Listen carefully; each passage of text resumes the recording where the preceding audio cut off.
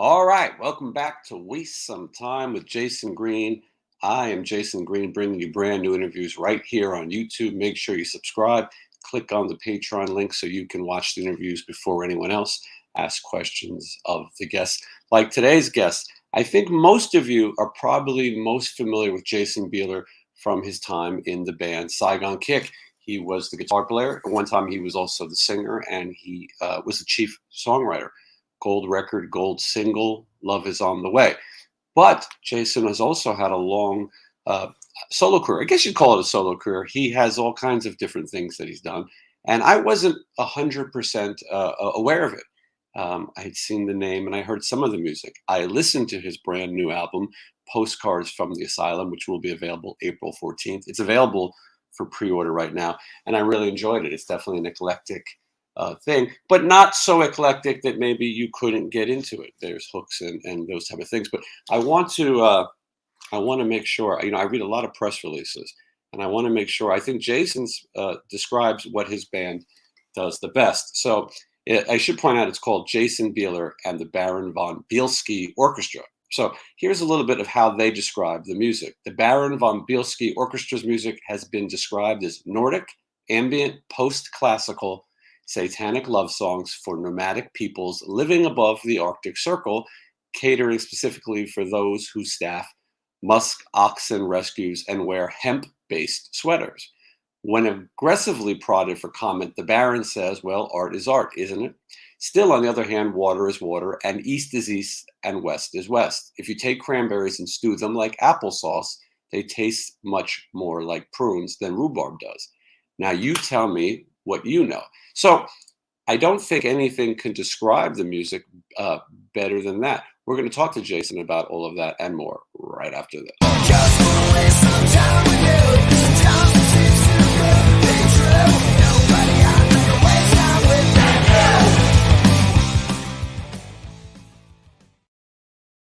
you. All right, I'm glad he's here. Let's welcome Jason Bieler. Hey. Hey, Jason. Good to see you. Good to see you too. Thanks for having me. Yeah, I'm excited.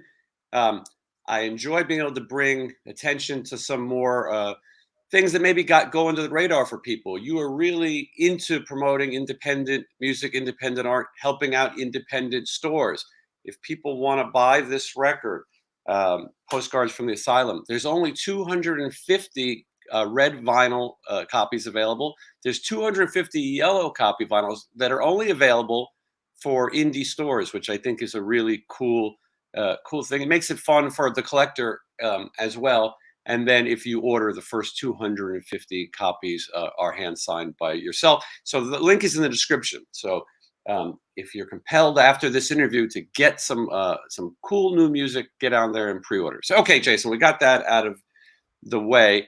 Tell me a little bit about your solo career. I think it came about after, obviously you mentioned Saigon Kick, spent a lot of time doing that. Then after that, I started a label and got to work with a lot of bands like Nonpoint and Skindred and Carnival and, just spent a lot of time producing and doing things like that. And at the end of the run of that, I realized I hate labels, I hate bands, I hate managers, I hate everybody. So I'm best to just take my toys and go home and play, in my own little universe. And that was kind of obviously I'm just joking. I love a lot of those guys, but I just realized I don't work well with others. I should be left to my own devices and kind of do and pursue, my own visions of what I think, I feel like doing. So that was really, really, where it kind of the motivation was to start. And then I didn't really have any commercial ambitions with it when I started it. I wanted to do these writing experiments because I have a full studio, and I noticed that when you have all those resources, you wind up spending 3 weeks on a snare reverb that no one ever is going to hear, and you get lost and you forget what the song was in the first place. And so it started really as a writing experiment. I challenged myself to write, record, and release a song in no more than 24 hours using Bandcamp, just to put it up there for whoever. Did you lose me or am I back? No, I'm with you. Okay, because there. The camera went off. Just to see if, just to really pressure myself to write as many songs as possible. Mm-hmm. And I wound up doing about 140 songs over about a year and a half like that. and it kind of started to develop its own, cult life of its own. And then, after that, I was like, hey, I should, I'll actually sit down now and try to write a full record. Basically, that's how it all started. Yeah, I believe me, I relate. Playing with musicians, working with musicians. I'm very envious of Tobias Forge from Ghost. He's created his own character. Everybody else is anonymous, and sometimes you can tell your story that way with and be in control. And the Baron, for example, is in control of what you put out. I want to show the record cover because, as you said, you've combined some really cool art as well with the music. I think it's something different. This is Postcards from the Asylum, available April 14th. It's available for pre-order right now. You definitely tell me a little bit about the art and imagery that goes with your music. I've been very fortunate to partner with this guy named Robert Merrick, who's done the art for this record and the last record. And it's for the first time in my life, I felt like, he's a member or a part of the band. Like the art represents what the music is, and to have that kind of relationship with someone who can graphically represent it. Like every time I've ever done records in the past, not that people aren't talented, but you make a record and you sit in an art department at a record company, and all of a sudden it's like, oh, this is terrible. Like it has nothing to do with that, But so to get an opportunity to work with him and have this kind of relationship where he's really bringing the songs to life for me in a way that I normally, haven't experienced in the past has just been amazing. He's my right-hand man. Yeah. Videos, all the elements that you do to put this image across and to sell your own independent music. As you've said, this isn't something that you're doing to get rich. You believe in this music, and obviously music is what you do, and it's great that you share with people. And like I said, I'm happy to share this with other people. Jason, tell me, how do you go about selling independent music these days? I mean, I'm really fortunate in the sense that I don't do this under the mentality of I have to sell records. I did this last record, and I was really fortunate to be embraced specifically by the prog rock community, which was not even part of the intention. I had a lot of friends that played on the last record: Devin Townsend, Bumblefoot, Clint Lowry, Butch Walker, Clay Cook from the Zac Brown Band, David Ellis, and all these different people I'd kind of known. And the record wound up taking on a life of its own and doing relatively well. I do my best stuff when I'm not focused on that. Like I tend to sell more records and do better in general when I'm not worried about trying to sell it. Mm-hmm.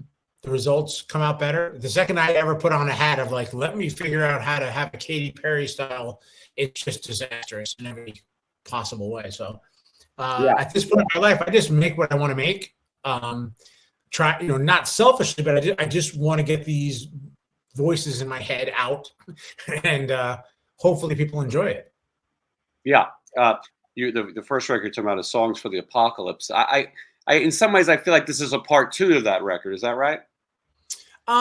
Yeah. I mean, I think it expands upon the same, premise. I mean, I think what I do is kind of just generally really diverse. I mean, I've always loved all kinds of music. So, I definitely grew up with one foot firmly in the metal world, but I also grew up listening to The Fifth Dimension and Miles Davis and Bjork and Tom Waits and, punk and, everything in between. So I couldn't do a record that was really a straight metal record or a straight punk record, although I love all that music. So these records kind of are like little wormholes that I kind of travel down, not under the premise of like, look at me, I can be diverse, but just these are things that I have to exercise. Like I want to go down. I find them compelling and interesting.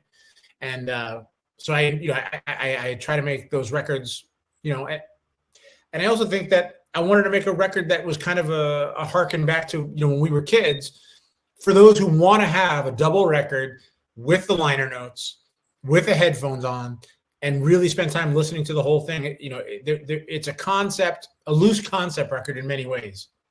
So I wanted to have that experience for people, but not at the expense of someone who just wants to jam one or two songs. Because I also respect that people's lives have changed and no one has the time in general to sit down and listen to an hour and a half of uninterrupted music. So hopefully it functions on both levels. What I like about listening to it is it doesn't feel forced. Sure, it's avant-garde at times and a little different, but it doesn't feel contrived. It doesn't feel like, okay, I'm going to be different just to be different. Here's a Frank Zappa sounding part, and here's a jazz sounding part. The songs fit. They're songs there, and I think that people will enjoy that, because I feel like sometimes things might just be a little too out there. I will say, we're going to talk about Saigon Kick just a little bit. Saigon Kick was always the band that when the glam scene or the 80s scene and was happening, it was cool to say you like Saigon Kick. I always found that there was a few bands that it was cool to say, and it would be funny because you'd have these guys on that you wouldn't expect, and they would be on interviews or in Metal Edge magazine, and then they would, what are you listening to? And I felt like a lot of times they said it to sound cool. I'm listening to a lot of Saigon Kick. A couple other bands fit in there, maybe Love Hate sometimes, or Faith No More, maybe a little bit. But I felt, even though these bands' music sounded nothing like what was out there, but I always found that you were a little bit more cutting edge if you said you were listening to Saigon Kick. Did you notice that? I mean, I think because we kind of came down the middle, like we weren't really embraced, and I don't mean hair metal in a derogatory sense, but I don't know what else you would call it. Mm-hmm. Those bands really didn't embrace us. Generally speaking, we weren't part of that movement. Not only, I think, sonically, but geographically. We were in Florida by ourselves doing our own thing. And then because we had ballads and things like that too, we were never really embraced by the alternative or the grunge movement. So we kind of came down the middle, like you mentioned, and King's X or Extreme or these bands that really weren't part of either, thing. So yeah, I mean, I definitely agree with it. But like I look at your shirt. I mean, it's like very few bands there. Saigon Kick got to open up for the Ramones. Yeah, that was one of the questions I was going to ask you for sure. Yeah, I mean, not many bands can say they play with the Ramones and Rat. That's right. Yeah, two of my favorites, by the way. Yeah. I mean, it's like kind of it's kind of a badge of honor in that sense. Yeah. Oh, I think so. There's a lot. I'm fascinated by the Florida thing. I always was. You guys are based out of Miami area. 1988 is the beginning of Saigon Kick. So everybody knows the LA stories, the Cat House and Guns N' Roses. And before that, Motley Crue and Quiet Riot. Everybody knows, the New York scene, the punk scene. But the Miami scene, I don't think is known as much. What was going on at that time when you were putting the band together? I think it's got a bigger backstory for us than I really even appreciated at the time, because, there was no other band doing what we did. Generally speaking, I don't mean on Earth. I just mean in Miami. So like when you're in LA and you're rehearsing at whatever the big rehearsal place is, there's 100 bands doing exactly what you're doing, playing the same venues you're playing, doing the same shows you're doing, wearing the same pants you're wearing, using the same hairstylist, whatever. Like we were kind of in a really bizarre. Florida's always been bizarre because you had the death metal scene coming out of Tampa. You had Miami Sound Machine. You had, Molly Hatchet and Tom Petty and Marilyn Manson and us and Nuclear Valdez. It was a very disjointed, wide open, strange scene. Like there wasn't really a sound out of Miami as much as I think that really helped us in the sense of there was no like kind of parameters on what we did. I mean, because we weren't comparing ourselves to the other 5,000 bands in the rehearsal place.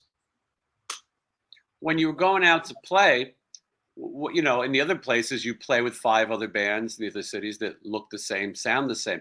What was it like? What was the live local shows like? We played by ourselves a lot. I mean, it's that typical story of like we went and played in front of 10 or 15 people first show. Second show it was 40. Third show 70. To the point where we were drawing like 1,500 people to our own shows. We didn't have a demo tape. We didn't have a package. We didn't have photos. We kind of did it all backwards in that sense. And then we wound up opening up for some nationals. So we would wind up playing with we opened for Faith No More. We'd play with Shriekback. All these kind of really diverse, different kind of bands. And then literally we got to the point where we were drawing so many people that over the process of a weekend, Michael Wagner, legendary producer, and Jason Flom, legendary A&R guy, had come down, and it was like a Friday night. We had lines around the building. Went to a Denny's or whatever it was after the show, and Michael was like, well, if you want to be in LA on Monday, we can start recording, because this is, I love it and I get it. And he only had a certain window of time before we started the next Skid Row record. And so literally it was like Friday night at the show, Monday night we were in Los Angeles recording our debut record. Yeah, it sometimes it does sound like an overnight story. That debut album comes out in 1991. In some ways, you're slightly late to the party. Not that you were really a part of that, as we were saying, not to be derogatory, the hair metal, but that was popular, that was in. But 91 was a little late in it, but you were achieving different audiences, as you said. It wouldn't be until 1992, The Lizard, I think that's the record that most people are familiar with. Obviously, a gold record. Being on Atlantic Records, not an easy label to be. A lot of people felt like, I've had so many people on the show who who got lost in the shuffle. I know Mr. Big, was going to get dropped. They were going to get dropped on a Monday, and To Be With You came out on a Friday, and all of a sudden you went from Gone to a hero. More Than Words from Extreme obviously brings the band. They're a band that's known for so much other and funk and sounds. The ballad becomes their thing. Well, in your case, you wrote a song called Love Is On The Way. Did you feel like before that song came out, oh shit, what are we going to do? I mean, did you feel like you were a little lost? We were, no, I mean, the first record did what, I mean, by that it was a failure, but it sold over 100,000 copies. Yeah. In those days, that was considered a disaster. Now you'd be one of the biggest rock bands on earth. Jason Flom, I always had a good relationship with him. And, he was the first one to say, like, I have no idea what the hell you guys are doing. Like, I really don't understand why it's happening or what's going on. Just go do what you do. So we had a ballad on the first record too that, for whatever reason, it didn't get singled out, and everything was fine. And we were, like I said, we were playing with Soundgarden, and went to Japan, opened for Ozzy, and all these really cool things. We went to start the second record, and we went to Mexico with the guy who had shot Jane's Addiction's Gift documentary, shooting a video. And we got a call, oh, guys, the station in Florida is playing the ballad. It wasn't released as a single. And it's that classic story of, like, overnight, the record completely sold out everywhere. And then all of a sudden it was selling 10 and 20,000 copies a week out of just South Florida. And they were like, this is it's a hit, So, we were smart enough to realize at that time that was going to make us untouchable with, Nirvana's group and, Alice in Chains and Pantera, great bands, but they came out of the glam scene initially. But they were smart enough to make the transition before we did. So, like, I like to think we had the ballad that killed the entire hair 80s. That was it. It was the last. After Dave Grohl would not have a career if it were not for me wiping the slate clean with the ballads of FM ballad. That's right. You're saying Nirvana didn't do it.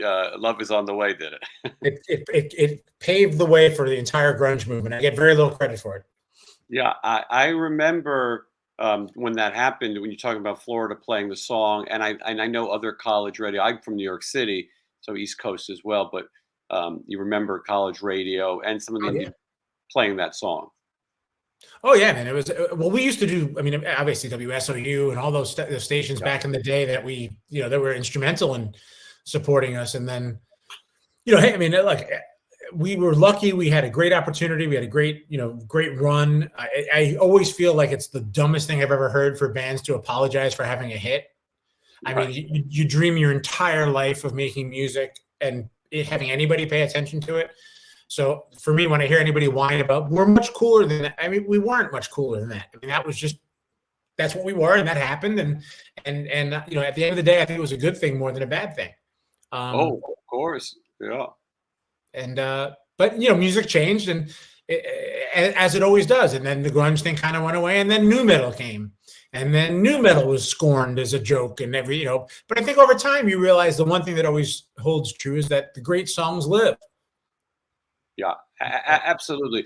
I think a lot of people probably bought The Lizard because they heard Love Is On The Way, and they expected it to sound like your peers, so to speak, and we're in for a surprise. And I think a lot of people enjoyed that surprise, though, and I think a lot of people were looking for something different, like you said, extreme as well. People bought that Porno Graffiti record expecting a record of More Than Words or Wholehearted, and got some, funk metal, if you will. We probably created quite the return rush from soccer moms and car line moms, thinking they had found their new heroes of music, and when the rest of the record kicked in, they were like, "Oh my, this is terrible." So, Yeah, not everybody was going to get it. Now, so Saigon Kick had a long career. I mean, you kept putting out those records. You fought through it. You had lineup changes. You had, there was, but yet you still stuck it through. It wasn't long ago that you had all four original members. Now, Saigon Kick is actively playing, right? I mean, it's still a band, right? not that I'm aware of. I mean, we hadn't done anything for a long time, and I always equate it, those reunion shows are about 5 or 6 years ago. We decided to, for whatever reason, get together. And I always say it reminds me of like having an ex-girlfriend of like years ago that was an ugly, ugly, horrible breakup. And all of a sudden you're at some convention in New York or LA, and you see each other across the room, and you wind up awkwardly saying hello. And you realize like, okay, let's just go have a drink and catch up, whatever. It's all good. And then you're having that drink and you're talking, and you're like, my God, she's really, what could have gone wrong? She's so beautiful, and she's so witty and smart, and like all these. And then she says one thing, and you go like, oh, it's all coming back to me now. I know exactly. I can't, and that's what those reunion shows were for me, and I'm sure for them as well. It's just, I'm not one for nostalgia in the first place, but yeah, it instantly, all the horrors of anybody who's been in a band will understand, came flooding back, and it was just not something I was really interested in pursuing beyond that. Yeah, I get it. Your analogy is dead on. I say it all the time. You meet someone, you think it's good to go back. It seems okay. What could have went wrong? And then you realize, we hate each other, or they're nuts, and Right. or they wanted to be in Playgirl magazine and have their penis made into a prosthetic mold. I can't imagine who you're talking about. The personalities in your band amaze me sometimes. I'm talking about your drummer, who has had a colored career. He wasn't in the last lineup. From what I saw, Jonathan Mover, who was a great drummer, play with Joe Satriani, Steve Vai, rounded it out. But you still didn't want to keep it going, right? No. I mean, it wasn't about. I mean, I think Phil had done a bunch of the shows with us, and then he had a falling out with someone else in the band, and then we had some dates left to do. So Mover stepped in, who's just brilliant. And then and it just, I mean, when you're in a bus when the wheels are coming off and and it's on fire and it's going over the side of a mountain, if you have the opportunity to get off before it careens into the bottom of the cavern, I suggest you get off the bus. And then I took that opportunity rather than just ride that right down into the ravine, never to be heard from again. Yeah. So you're saying there's a good chance we won't see another Saigon Kick reunion? I mean, you never say never, but never. Okay. Yeah. Well, people could take that for what they like. Your music is out there. Do you play the Saigon Kick music in your shows as well? Well, funny enough, Jeff Scott Soto has been a friend of mine since I was a kid, since 18. He gave me my first job even before Saigon Kick in music. And we started doing these like nonsensical vaudeville acoustic chaos shows. So when people say, we're doing this storytellers thing, that always puts me to sleep 3 songs in. It's like, great, but I can't sit here for a night of listening to you sing. And I wanted to do the antithesis of that. So, we wound up putting all these insane, so we do stuff like from anybody from Slayer to Lizzo, from the Carpenters to Metallica, to some of the Saigon Kick stuff, some of Jeff's career stuff. And those shows have kind of taken on a life of their own. And because there was no real commercial ambition with it, all of a sudden those shows are selling out all over the place. So like we just did Nashville City Winery, and we play Chicago, New York, LA, and it's all over Florida, and it's just been expanding and doing really great. And that's been a ton of fun. And then I've heard great things about it. I've heard great things. I'm looking forward to seeing it on the Monsters of Rock cruise. I just found out today that I'm going with Stephen Pearcy, and that I'm looking for. I make my list of what I want to see. Oh, What I awesome. want to see is usually the bands uh, that don't play every day in every city, or that I haven't got a chance to see. That's what I love about these type of events. So I'm excited to see that Jeff Scott Soto, a great a singer as well. Yeah, it's a blast, and I mean, I think so fondly back to my time with Stephen Piercy. Like, that was one of the first real bands we opened up for on when we got signed. It was Rat. We did that. I can't remember what record that would have been, but What yeah, year just was it? 91. So it would have been maybe it was after Probably Invasion. Detonator.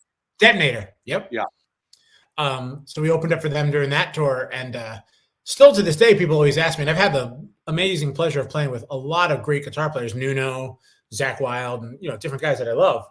But Warren DeMartini, I pound for pound, I don't think there's a better player like that guy. Everyone always talks about underrated guitar players, and no disrespect to anybody. Like, I'm one of those guys on tour. Like, I watch the first night, show maybe a little bit of the second night. By the third night, I'm trying to find a sushi place. Warren was one of those guys where I'd sit there every night and go, like, this guy's tone, his hand, it's just so great. So, and Stephen was always great to us. So I got to catch up with him hopefully on the cruise at some point. Yeah, absolutely. I think that'd be great. Yeah, Warren is definitely one of those guys that now that he's not around as much, I think people might be starting to reappreciate Yeah. all that he does. And who knows in the world of Rat what could happen. Right. I got to ask you about touring with the Ramones, my favorite band of all time. I was fortunate to know Johnny Ramone up until his passing, Oh, wow. and my favorite guitar player. The reason I went out and bought a guitar, a million people can say that now. But so tell me what that was like. It was, well, I mean, it was horrifying and wonderful.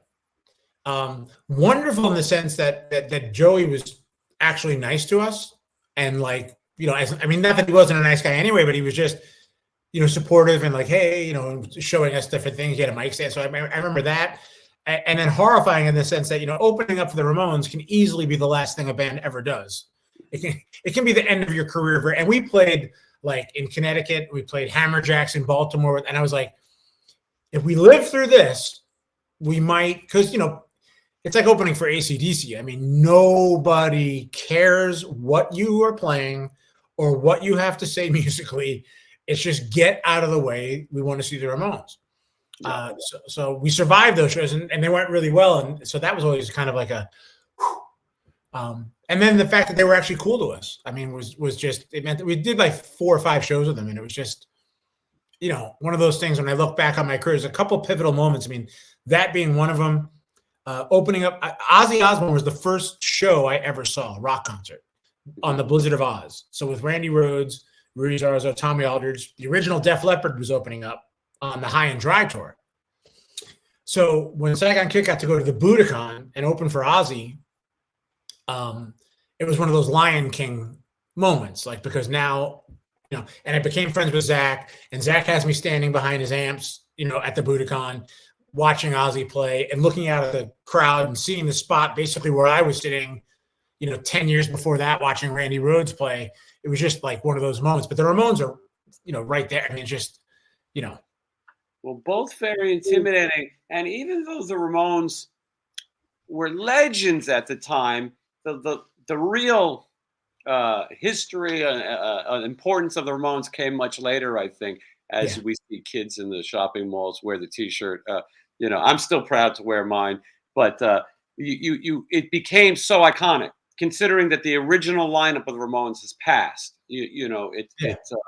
It's pretty crazy. And so to play those shows, and as you said, to survive those shows is quite the honor. They were a fan of other musicians, though. They definitely supported rock and roll. It was just a matter of the audience, appreciating. Yeah, I mean, I remember talking to the guys in King's X who had this horrible story of like they went to Europe and opened for AC/DC. So the first show they play, they're in an arena, and they go on stage, and the entire arena turns their backs to them and just raises their middle fingers, and sat there for the entire set.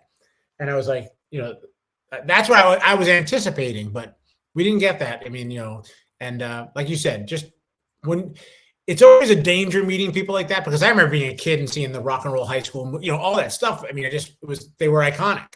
So, I always worry about meeting somebody, that had that impact on me as a kid, because you're like, oh, this goes bad, or they're just dicks. It's going to be, it's going to be so, I just don't want it to happen. I just rather have them in, that imaginary relationship in my head than ever find out that. So when they were cool, it was icing on the cake. I can only imagine. I'll tell you two quick things with Ramones that fit this. Is the one, they played one of these Texas Jam type of shows, I think with Ted Nugent and maybe Aerosmith, and the audience did not get it one bit. It was a bad bill for them. There's a famous photo of Johnny and Dee Dee just flipping off the audience. So it was the reverse. And then Guns N' Roses Madison Square Garden Use Your Illusions tour, Soundgarden was opening, and the audience didn't quite get it. And I think it was the second night that the Ramones, Joey and Marky, came out and sort of told the crowd, a New York crowd, hey, why don't you give these guys a chance? You're going to really like this. So it's good to have that stamp of approval. Oh yeah, doesn't get any better. Yeah, and so getting back to your record, Postcards from the Asylum, because I want to make sure people listen to this. I love that music is accessible nowadays. Yes, we haven't figured out how to compensate artists completely for streaming and things like that, but it is accessible. We don't have an excuse anymore. Back in the day, a record came out, you go, oh my, at least in my growing up in Manhattan, the closest record stores in the Bronx, and I got to get a bus, and then I got to get a train. But it was exciting to open that for me, maybe cassettes more. And so now your music is accessible. People can pre-order it, and as you said, they can have that experience of opening up double vinyl. Younger people seem to be enjoying it. I read the article, vinyl selling more than CDs now. I have to be honest. Like, I don't even own a record player. So, I mean, they keep trying to send me the test pressings. I'm like, I don't know what, I mean, I have to trust you. I have no idea. I don't have any place to play it. I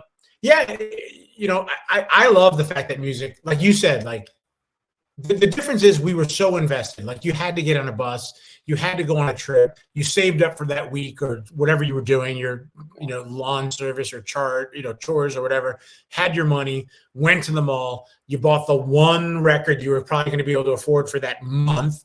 So you had to like the record. You wanted to like the record. You'd sit home and listen to it a couple times before. So that was kind of this cool thing. And it's, now obviously the entire world is in your hand. And it's a cool thing. Like, I mean, like my son plays drums, and he was talking about, I like the Gojira drummer. And then that guy mentions Neil Peart, and then he listens, so then he's listening to Neil Peart, and then he reads up on Neil Peart, and then he talks about Buddy Rich. And in 3 minutes, he's gone like down this family tree of drumming and to all these things, and it's all right there. And when Buddy Rich mentions, this Miles Davis show in Sweden live with Coltrane, and it's all right there. I mean, I can't imagine that what I would have done with that as a kid. I mean, maybe it would have ruined it though. I mean, maybe because everything I had was so important to me that now it is maybe more disposable because it's all just there, and you take for granted that it's all just there. Yeah, I wonder that too. Sometimes I go, man, if I would have had Wikipedia, I would have been such an expert on Johnny Thunders and all my favorite people back then. Now, any information, any concert, any clip, anything you want to know, you can pretty much find. So maybe that we had a different kind of passion. But there are young people who are experts. And sometimes I talk to people, they know the music that I grew up with better than the music I did because it's so fresh to them. And it's in books and it's online. And so it is a good time, I think, for people to find music. I'm sure there's people who discover Saigon Kick, who will probably never get a chance to see the band, but are discovering it. They go through, the Eddie Trunk and the people like this who still play the music. There's people who discover it every day. Yeah, I mean, the cool thing I think about now that works more to my favor is that, I'm sure it was the same for you growing up, you were so socially bound to your genre. So you sat at lunch with the Kiss fans or the Ramones fans or the New Age, like the metal kids never hung out with the punk kids, and the punk kids never would hang out with the synth pop people. And you were so culturally identified to, you had to be loyal as a Maiden fan, and you, I remember getting in fights, like literally fights over Ace Frehley and Eddie Van Halen. Like, it was that important of a thing. And and now I don't know that kids care like that. I mean, they'll go from Rihanna to Metallica to Skrillex to Green Day so they're more open to listening to anything. It may never mean singularly as much as it did to us, but they're way more open-minded to anything, which is cool. Yeah. I think so too. Yeah, 100%. Nowadays, it's not a stretch to listen to different things. I say good music should be like a playlist on shuffle. On shuffle. If good music is good music, it didn't matter if it's heavy metal, if it's pop. A good song is a good song. That is one of the reasons that I stress that with your music, that these are good songs and they're catchy songs and they're. And I try to warn people because I think sometimes people might look at the image of your record cover or the press releases, which are in good fun and very cool, but to know that there's songs here and that obviously a lot of work went into this. Putting out 15 songs in this day and age, when people are sometimes just putting out a single, isn't an easy thing. Yeah, I mean, it's just kind of the way I wanted the record to be seen, and I mean, again, I don't begrudge anybody who wants to spend a few minutes and just listen to one song or two songs, and that's fine too. I mean, there's nothing wrong with that at all. But I wanted to make the record for those people who are, who do want to sit in a room and put some headphones on and hear weird panning and find ghost vocals, and it's in there if you want to invest in the record. Hopefully it's multi-layered, and if you just want to passive listen, hopefully you can find something you enjoy there too. It's all good as far as I'm concerned. Yeah, the single "Heathens" is available right now, so if you want to get a little bit of a sneak peek, I believe it's on YouTube and Spotify and everywhere you can find music, right? Mm-hmm. And so that'll be the first taste, but also you can get the first record as well, and get an idea if you're into Jason's music, and you'll go to Jason's website, which is linked in the description.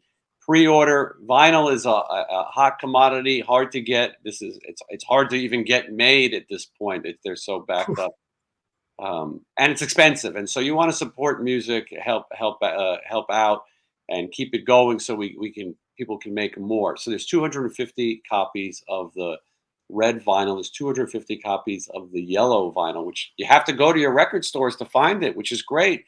It's fun. You go out and have the experience. Try to find the stores that have it, and you'll have a pretty cool collector's item. If you want to order the CD, the first 250 CDs are signed, and you can get all of that. Link in the description.